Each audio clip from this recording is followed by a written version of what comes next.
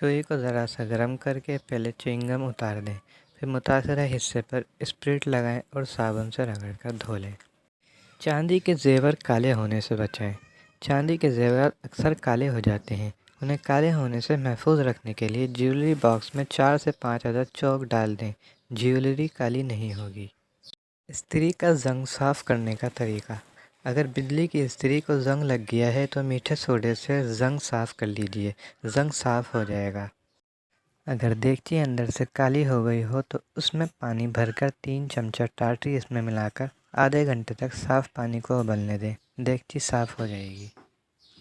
کتابوں کو کیڑوں سے محفوظ رکھنے کا طریقہ۔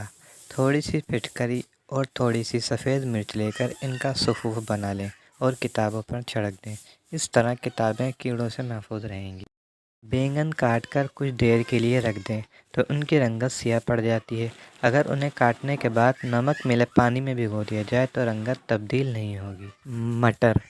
ابلتے ہوئے پانی میں مٹر کے چند چھلکے ڈالنے سے رنگت اور مٹھاس میں اضافہ ہو جاتا ہے۔ تھوڑے سے پانی میں سرکہ ملا کر سبزی پر چھڑک دیا جائے تو سبزی 1 ہفتے تک تازہ رہتی ہے۔ ہاتھوں سے لہسن، دھنیے، پیاز اور مرچوں کی بو دور کرنے کے لیے ٹوتھ پیسٹ ہاتھ پر مل کر دھو لیں، بدبو دور ہو جائے گی۔ تھکے ہوئے پیروں کو آرام دینے کے لیے نیم گرم پانی میں لیموں کے چند قطرے شامل کر کے اس میں پاؤں ڈبو دیں۔